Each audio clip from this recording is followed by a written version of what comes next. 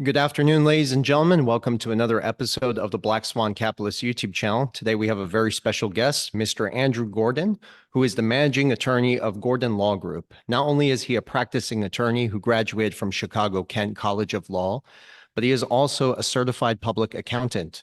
He's been in the crypto market since 2014, helping taxpayers fight back against Uncle Sam. This is going to be a phenomenal conversation because many of us are not familiar with the tax regulations and requirements after selling your crypto. So, Gordon, thank you so much for contributing your time to be here with us today. Please just tell us a little bit more about yourself, your background, and what you guys do. Thank you very much for having me. And as you had mentioned, I'm an attorney and also CPA. And my practice, we mostly help crypto clients report their crypto transactions properly, but we also help clients with IRS and state issues, things like audits or disputes with the IRS as well. I might need to use you for that. Just kidding. Well, hopefully not, but if a situation does arise, happy to help. All right, so let's get into it. So, first of all, I wanted to start off with this. As we were discussing just a moment ago, there's a lot of people growing in the crypto community and they're getting involved. But as my brother said, they're not very much aware of crypto laws and regulations and taxes because it's a new emerging, asset. So this is all new to a lot of people, and I thought we could shed some light on just the foundation first. So how is crypto taxed in the United States? Great question. And although it seems pretty simple and basic, it's actually complex in some ways. And the IRS back in 2014, so 10 years ago, defined crypto as property. So back then, there was a lot of debate and discussion about whether or not crypto was a currency like the US dollar, or it was a property, more like a stock or a capital asset. And the IRS back then said it's property instead of a currency. And so as a result, every time you trade, exchange, spend, sell cryptocurrency, there's a gain or a loss that's calculated. And so how do you calculate that gain or loss? It is the difference between the purchase price that you originally bought it for and then the sales price later on. And so whatever that difference is then either a gain if you sell it for a higher price than what you bought it for, or a loss if you sell it for less. And then each individual transaction is reported on your taxes. And that's what makes crypto tax reporting so hard. Every single time you trade, including exchanges from one token to another, it has to be individually listed on your tax return and the gain or loss calculated for that individual trade. Okay, I see. Yeah, it's actually extremely complicated, and I think that's why people like yourself and your firm bring so much value to the table because it's tedious work. That's how I feel about it. It's in a lot of ways unfair to the average consumer or taxpayer because you're responsible for all of this data and all of this reporting. And if you get it wrong, then it's your fault. The burden is on the taxpayers to report properly. And so people often say to me, well, if I don't report, the IRS will come up with the calculations on their own. And unfortunately, this is not only wrong, but it's just bad advice because the IRS, if they do audit you or they do come to the calculations, and I know we'll talk more about that later, usually the results are horrible. You don't want them to do the work for you. And so with the burden being on taxpayers to do all that work, there's really nothing like crypto in that regard. With stocks, with mutual funds, you get a 1099. It's reported very nicely to you and to the IRS. It's easy to include on your taxes. But with crypto, at least now, you're responsible as the taxpayer to get all that data, create the tax forms, and report it to the IRS. Yeah, you're right. And just for all the viewers out there, I did want to mention that I emphasize this quite often, but I'll say it again. When you are on your exchange or your crypto platform or exchange, wherever you buy and sell your crypto, there is a transaction section where you can download all your transaction history. So just so people know that, you can always obtain that information there. And I think that helps if somebody's working with somebody like yourself or a CPA or a lawyer that specializes in crypto. They can send that information to you guys because you'll be utilizing that, right? Their Yeah, transaction history. That's pretty crazy. I did have a question. You mentioned something about being unfair and that it's our responsibility. And I totally understand that and agree.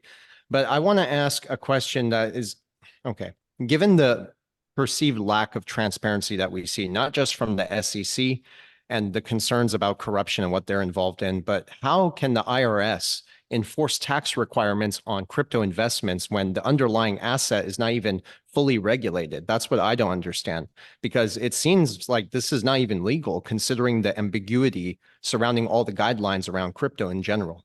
Does that make sense? Yeah, it does. There's a lot of uncertainty when it comes to securities law. And so people have been clamoring for guidance from the SEC, provide clarification beyond the Howey test. How does that overlap with taxes? The IRS actually doesn't care if you're dealing in an illegal trade or business or not. They don't care if it's a security token or not, or if you're using a VPN to access an exchange that you shouldn't be in buying tokens. Instead, what the IRS cares about is whether or not you report all of that activity properly on your taxes. There's still a lot of ambiguity when it comes to crypto, but from a tax perspective, the IRS would say that it is pretty clear that it's 10 years ago defined as property and that you need to report all of the transactions, despite it being a security. Doesn't matter if it's security, a commodity, or none of the above, it still needs to be reported. Well, thank you for clarifying that. Absolutely. So people do need to report their crypto losses, correct? Or how does that's important, right? Yeah, it's another great question. We get people that call us all the time and say, "Hey, I lost money, so I don't need to report." Or if I reported, the IRS would owe me money. It's still very important and, in fact, required to report even if you have a loss. The IRS doesn't know that you have a loss. The IRS is getting a ton of information from crypto exchanges. There's a growing list of exchanges that have received summonses from the IRS to provide information. This includes Coinbase, GDAX, Gemini, Poloniex, Circle, and the list goes on. Even foreign exchanges, companies like Binance that you would think historically would never fall under US government purview, now is entering into information sharing with the Department of Justice and so forth. And so the IRS is getting a ton of information about crypto activities, but they're not doing the hard work of calculating whether or not you've gained or losses.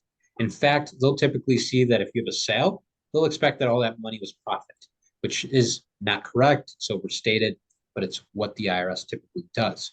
And so if you don't report crypto on your return and it's a loss, but the IRS gets all this data, you might be dealing with an audit or an IRS issue for something that could have been avoided by just reporting the loss. And so that's the first reason.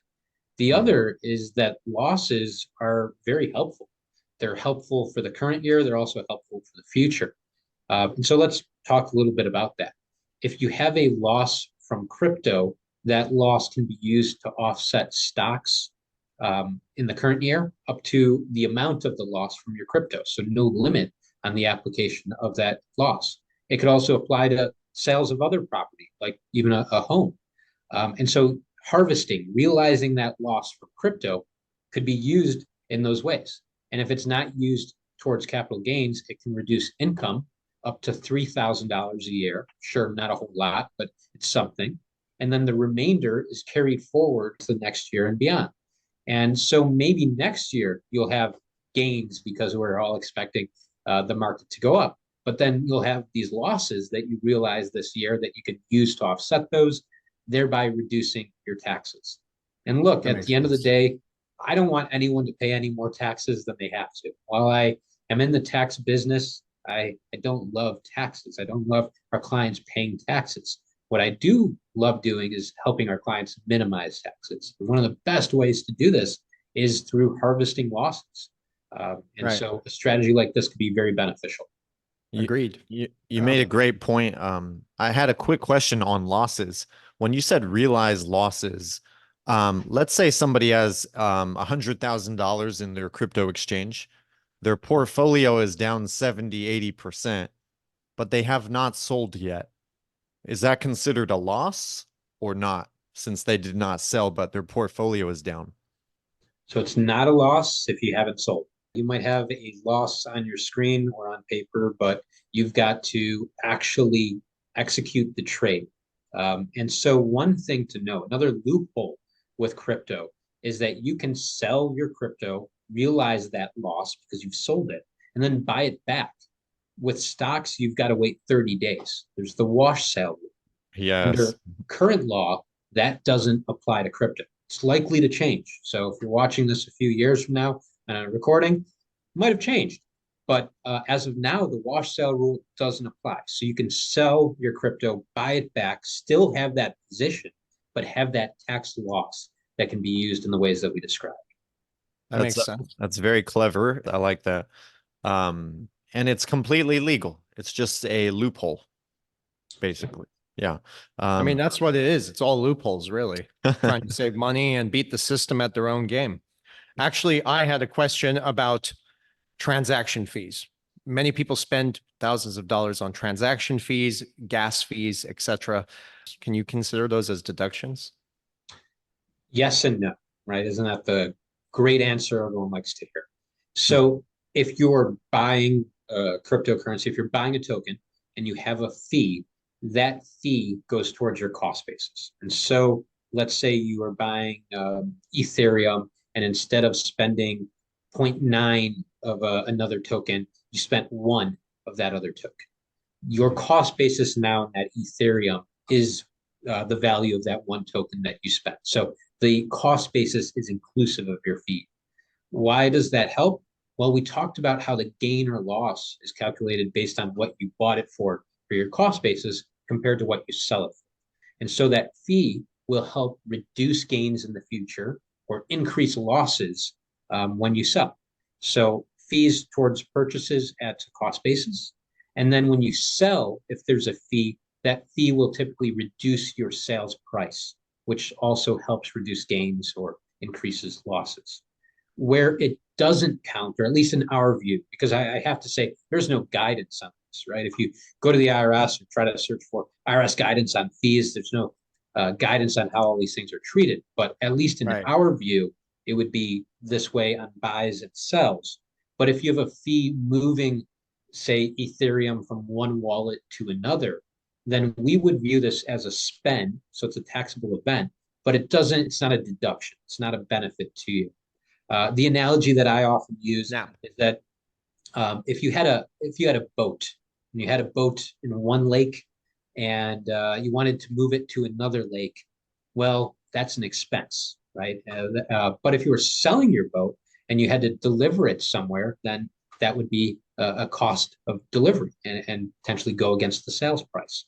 So if it's just moving around for your own convenience, typically not a deduction. That makes sense. There was something actually a good friend of mine asked me, and then I told him that we're going to have a nice discussion with Andrew Gordon. And I said, I'm going to ask him this. This is a good question. So XRP, have you heard of it? Of course. Okay. So XRP, they're in a unique position, and their token is quite unique. It's a liquidity token as a bridge currency. Now, here's the thing. They were deemed not a security not too long ago. So they were also basically classified as basically a currency. Now, since it's not a security and it's a currency, a digital currency, do you even have to report that? That makes sense. And it's a great question. And this is where the conflicts between government agencies sometimes exist, right? The SEC lost a court battle. And from a securities law perspective, Ripple doesn't meet certain criteria typical of a security. But that is only in the securities SEC under the Securities Act world. The IRS, we talked about back in 2014, defined digital assets and cryptocurrencies in general, very broadly, as property, inclusive of those that are securities, inclusive of those that we used to call them utility tokens. I don't know if that's still what people call them, right? To try to argue that's not a security token, it's a utility token. IRS said we don't care what kind of token, it's just property. And so where this might be an issue is we talked about the wash sale. The reason why the wash sale rule is a loophole is that it doesn't say that the regulations don't say that if you buy and sell property within 30 days, you don't get the loss. It doesn't say that. It says specifically if you sell a stock or a security at a loss and buy it back. And that's why this loophole exists, because crypto, typically not a stock, and most of us argue not a security. Had Ripple been a security, then potentially the wash sale rule would apply. And that's why tokens that are now losing against the SEC and are deemed securities have to be careful with your taxes, because things like the wash sale rule might not apply. So that's kind of the big area where it might change things. But in reality, for most people that are just trading the tokens, we're considering it property anyways. The IRS's definition, their property umbrella, includes securities, non-securities, all types of tokens. Yeah, no, that makes sense. I can see that. Could we go back on, well, what's not taxable, basically? Nothing. There are a few things that aren't taxable, but most things are taxable. The default, if you were to bet, right? If you were to wager on whether or not something would be taxable or not, always bet taxable. But there are a couple things that are. For example, gifts. So another good tax planning opportunity. Receiving gifts, typically not taxable. Giving gifts up to certain thresholds, typically not taxable. And so we see a lot of people giving crypto gifts to one another. Just a tip there is make sure you get a gift letter if you're receiving a gift, because the IRS doesn't know that the deposit of crypto into your wallet is a gift versus payment of services. So get a letter, get something to support that. Also, loans. Loans aren't taxable. Self-transfers. That's the big one. If you're going through your own records, trying to calculate your taxable gains or losses, if you just move crypto from one wallet to another, that's not taxable. When you said loans are not taxable, and that's basically one reason why a lot of, people that are interested in making investments, they'll go borrow money so that they don't have to sell their stock or shares, and pay these huge taxes, but they'll just borrow money instead, take out a loan, and you basically just pay the interest. So eventually, I feel like digital assets, cryptocurrencies will be able to be leveraged as collateral for a loan, just how back in the day stocks made their way into that space, once regulations came along, stocks and equity. I feel like crypto would do the same at some point. You can It's leverage. already occurring. Yeah, there are many platforms, places where you can lock up collateral and take loans against it. So it is a great tax planning opportunity. That same reason, because if you needed liquidity, you could take a loan against your crypto without having a taxable event. Celsius, which many of you might have heard of, offered this service before. Unfortunately, Celsius is no longer operational, but they would allow people to borrow against their deposits. So definitely it's a great option. I wanted to ask a question about holding onto your crypto for, let's say, a specific duration, like 2 years, for instance. Would that exempt you from paying a certain amount of tax upon selling, or even any tax at all? Or is it simply just considerably a lower tax liability compared to those who are frequently buying and selling? Because many of the crypto investors in the space are really inclined towards long-term holdings, more than 2 years so far. I've been holding since 2018. From a tax perspective, one of the best ways to minimize your taxes, and this is tax, it's not financial advice. None of this is financial advice or investment advice, because you might want to do things for other reasons. But from a tax perspective, in a lot of cases, you can cut your taxes by about half if you hold your crypto for a year or longer before you sell. By holding for longer than a year, it's a long-term capital gain. Long-term capital gains are taxed at a more favorable rate. The highest tax rate for a long-term capital gain is 20%. The highest tax rate for short-term is 37%. Wow. So almost half. And for lower tax brackets, it decreases as well. For most people, long-term capital gains are taxed at 15%. So if you can hold out longer than a year, 15% tax is pretty favorable, right? People talk Yeah. about taxes and, it's very heavy taxes on crypto. But the reality is if you can plan effectively, secure 15% tax rate, it's pretty good. This is a question a friend of mine asked today. Like, what are some of the legitimate avenues, for tax deductions when it comes to selling crypto? So, Andrew, what do you think about and how are NFTs being treated? NFTs add even more complication to all of this. So we've Okay. got the normal tax code on property, but then the tax code, because they like to make everything as complicated as possible, have a separate section of property known as collectibles. And so collectibles are typically things like sports cards, artwork, things like that. And collectibles are taxed at a higher tax rate. And so there's been debate and discussion of whether NFTs are collectibles or just standard property. The IRS has asked for some comments on this question. They're likely to issue guidance in the future. It seems that they're leaning towards having NFTs taxed at a higher rate, but it hasn't, the guidance hasn't been released yet. So at least as of now, NFTs are generally taxed the same rules that it would apply to crypto, but it's something to be aware of, that there's discussions that they should be taxed like collectibles, and like it or not, collectibles are taxed at a higher rate. Yeah. So there's a very clear distinction right there. Yeah. Well, Correct. Yeah. in the art, and when you have art in the art world, people do that as a tax deductible, don't they? I thought it would apply for the NFTs as well. So what you might be thinking about is donations of artwork. And so donations of NFT and crypto is also a possible deduction. And in terms of tax planning or strategies, this video is just full of great tips, but it's another strategy or a way to minimize your taxes is to donate appreciated crypto or NFTs. Why might you want to donate appreciated crypto or an NFT? Well, if you donate to a qualified charity, you get a deduction for the fair market value, not what you paid for it. If you bought an NFT at 5,000 and it's now worth 50,000, if you donate it to a charity, you could get that deduction for 50,000.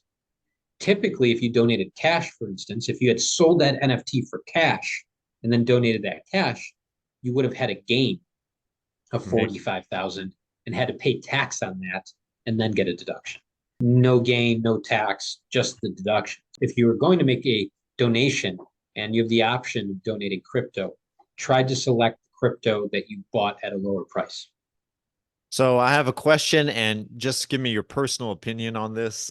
I could basically set up a charity and donate what I own to the charity, but that charity could be mine basically, and I wouldn't pay tax on it? Or that's a very gray area? It's actually pretty legal, and it happens all the time. As long as it's actually for a charitable purpose and you spend the money towards that purpose, and pay taxes on any salary that you realize. But we have wealthy crypto investors that actually do that quite regularly.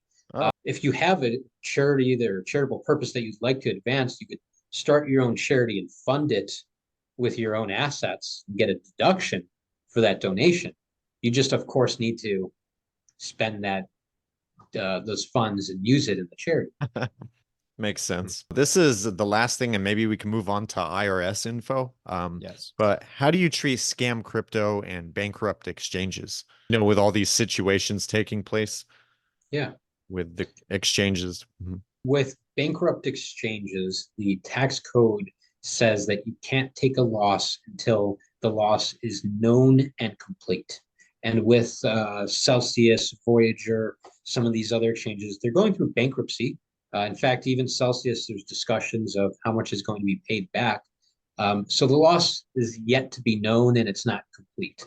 So we're advising our clients with platforms such as that to not yet take the loss. But in some situations, there is an argument that it was a Ponzi type loss or deduction.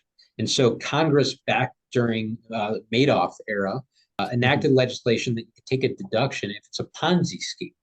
Now, that wouldn't typically apply to crypto exchanges, but with Celsius, for instance, the CEO is being accused of various crimes.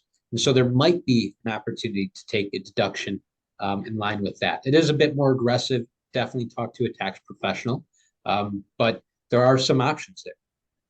Scams, a little bit different, but also similar too. Thefts, you typically can't take a loss. The tax code back in 2018 changed, and thefts or casualty losses can only be taken if it's in a federally declared disaster zone. It's not relevant here to crypto. You're not going to lose your wallet. Maybe you lost your wallet in a hurricane. So call us. We'll help you take that deduction. But unless theft, typically not a deduction. Again, there are some cases where more aggressive positions can be taken, where it can be potentially taken as a capital loss or as a Ponzi type deduction. It really depends on the facts and how the scam occurred. Was it a bigger type of operation, or there's a lot of pig butchering scams going on now too, and things like that. So depending on how it came about, maybe different deductions available. That makes sense. Yeah. Like a case by case situation. Yeah. Depending on many factors, of course. So could we ask you about IRS info, Andrew? Yeah, absolutely. So, for example, the IRS form 1099. So could you tell us a little about that and how it relates to the crypto? So the exchanges that send you the information on your activity and how to deal with the crypto in the 1099 form. You're ice cold, Gordon. All right, hold on. Let me try to turn it off now. All right, let me get someone smarter than me. Hold on. Oh, don't worry about it. But yeah, man, when I fill out my, I might as well just keep talking. People are still going to listen. When I'm filling out my 1099, because I run multiple businesses, there's a section where it asks me if I traded any crypto. But just for the audience to know, since I'm a long-term holder and I'm not selling, I usually just put NA. It does not apply to me. But that's because I haven't sold anything. So yeah, you're on mute too. I think we're good. All right. Yeah, so 1099 IRS forms and crypto. How do we handle that? We could spend a podcast talking about 1099 forms. So different exchanges doing different things. Some exchanges have issued 1099B forms, which are what you see with stocks. And if done correctly, a 1099B would have your cost basis, your sales price, your date acquired, date sold, all the information you need. I've never seen a 1099B from a crypto exchange that's complete, that has all the information that's needed. It's so far attempts by exchanges to report, but there's always gaps. So some of them 1099Bs, some of them issuing 1099 miscellaneous. This is for rewards, income, staking, things like that. Some of them are doing neither of those, but the IRS has gotten information through summonses or through cooperation with the IRS. And so I would say if you're in any of these categories, you've received a 1099 or you've had an exchange that shared information with the IRS, you're at a very high risk for further communication from the IRS. If you haven't reported your crypto as accurately and complete as possible on your tax returns. And if you did report it and you received a CP 2000 form, basically it's a warning that something was off with your crypto tax return. So a CP 2000 is actually a proposal from the IRS to make an adjustment. It typically is issued because the IRS got different information than what's on your tax return.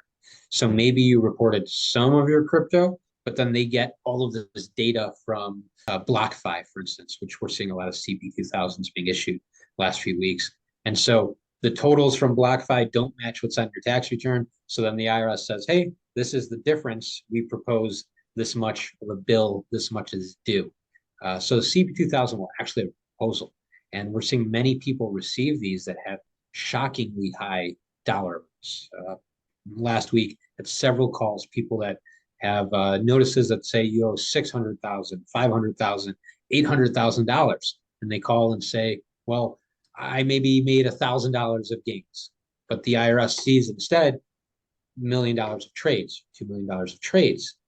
because you're perhaps going around in circles, trading one coin for another, which are just adding more and more trades.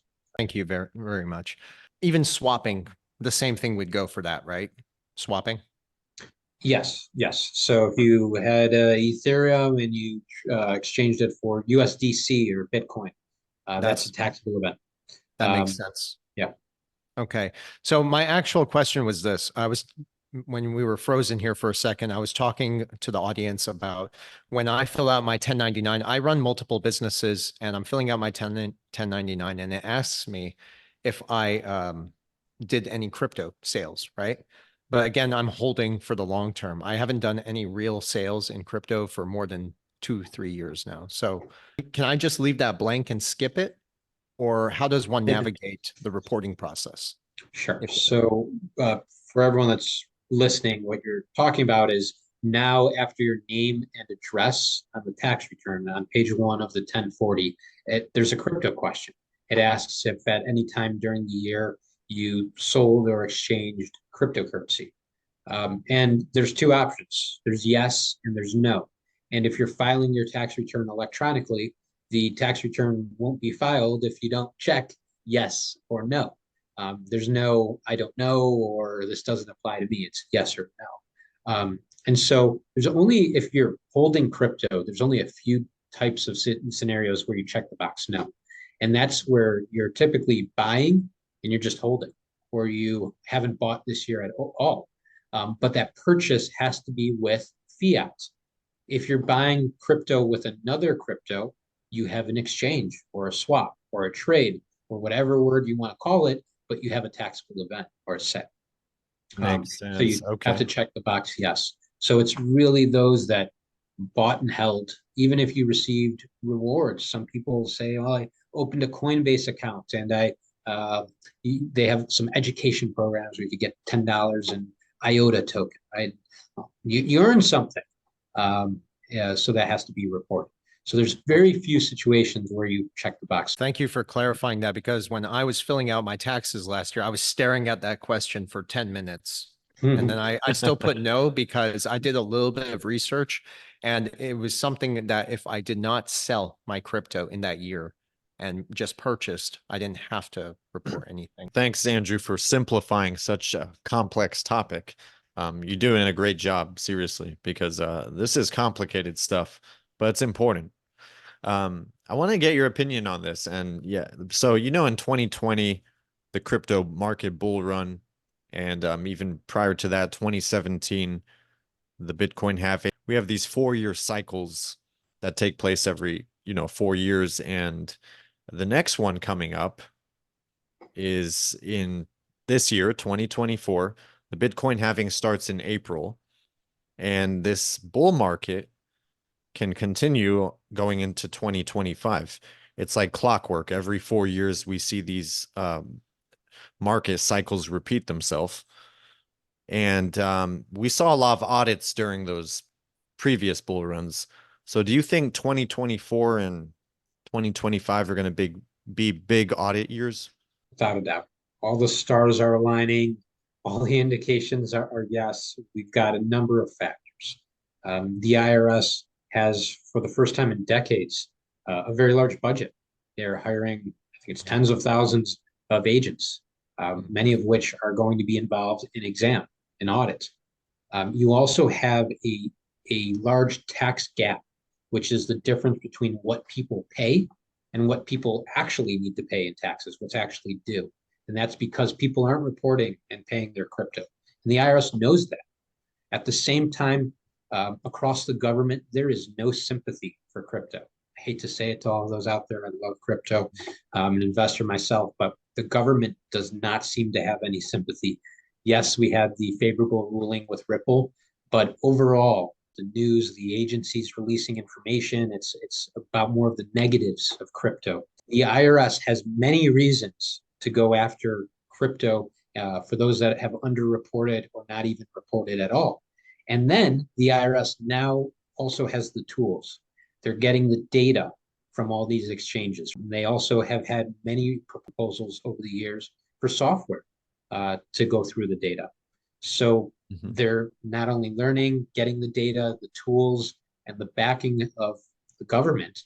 I think it would be foolish not to expect more crypto audits in the next year and 2 years than ever before. I couldn't agree more with you. We've seen this in previous bull runs, and the stars are aligning. This market bull run is going to be much bigger than the previous ones for a variety of factors. Bitcoin halving taking place, the crypto space just continues to grow exponentially. So we have the Bitcoin halving every 4 years, which coincides perfectly with the debt in the economy being refinanced every 4 years, Yep. which is this year. Going into elections, they like to prop up the markets. So there's just everything going for it. And now we have mainstream adoption and media hype, just getting more people involved in crypto. So yeah, I think this is going to be bigger than the previous ones, and I agree with you. They're preparing for it. I did have another question. I was going to ask you, I understand that you're a tax lawyer in the USA. But how does the taxation landscape for crypto compare in other countries? I'm sure you've done some due diligence on this, particularly in places like Dubai.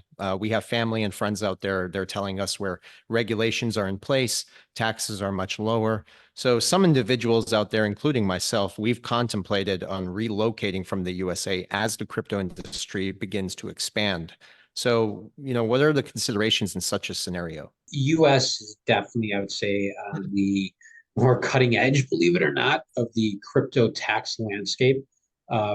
US tax rates higher than some other countries, or some countries like Dubai, no tax at all. In the US, a lot of people come to us and say, hey, we're thinking about moving outside the US or forming a business outside of the US to benefit from these taxes. If you are a US citizen or a US permanent resident, you are taxed on a worldwide basis. The US is one of only a few countries that tax its citizens worldwide, meaning that if you're a US citizen and you are living and working in Antarctica, the IRS is still going to tax you. The only way to get out of this is to renounce your citizenship and sometimes pay an exit tax. So even if you form a company in Dubai or Ireland or wherever it may be, if you're a US person, you're still going to have US taxes. If you're not a US citizen, then of course you're subject to the laws of your country. And we have seen Canada, of course, the UK, Australia, all enacting very similar tax rules to the US. Well, the reason I asked this, we have citizenship in the United States and we have citizenship in Saudi Arabia. We looked at some of the tax regulations out there in Saudi. They're minimal compared to what we have over here. Here, it's a bit stretched further, and I am not surprised if they're trying to start 2 or 3 or 4 wars out there to keep the petrodollar status. They're going to take everything from us. I get it. But we have spoken about this, and I have personally really thought about doing this, and that is, like I was saying, when the crypto markets really start to take off, to relinquish my US citizenship and move on to the Middle East. And that's because I'm starting to see that the US citizenship is becoming more and more of a liability than an asset like it used to be. I know that sounds strange to some, but the dynamics are changing in the global marketplace. So what are your thoughts on that if you have a dual citizenship? Last question. Thank you. Yeah, sure. So from a US perspective, the US doesn't care about the other citizenships from a tax perspective. So the only way to get out of the US taxes is to relinquish your US citizenship. And that comes down to an individual basis and the value of US citizenship. To some, it is incredibly valuable. US passport still provides travel to many countries that many other passports don't. And so trying to assess where you're going to live, where you're going to establish residency and citizenship is usually a big consideration, and the primary one keeping people as US citizens. The one option that I'll throw out there, though, is Puerto Rico. Especially during bull runs, Puerto Rico is the best of both worlds.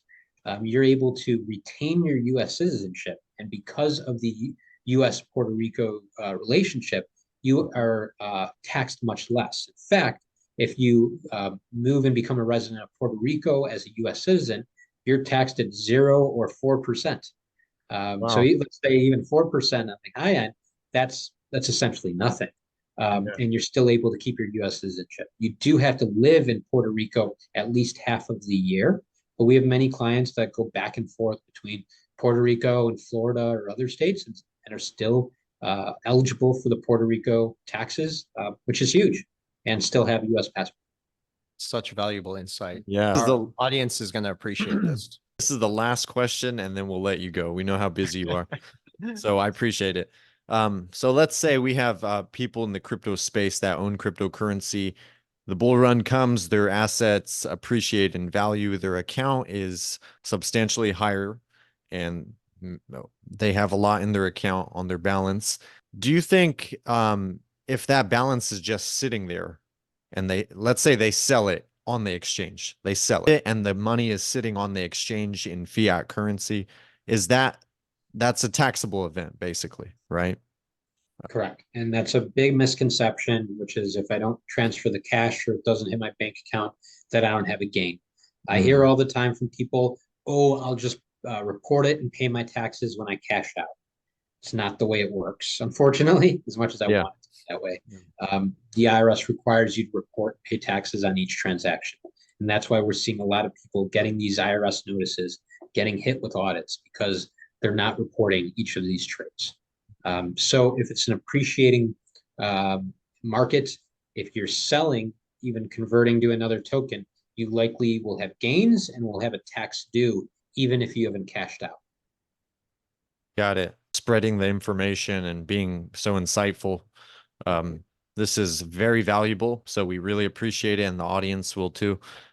So if people need your assistance, they can just reach out to your law firm, correct? They can reach out to you, and you guys specialize in this, so you're the go-to people in this space. Yep. Reach out to us through our website or social media. I know it'll be linked on this video as well.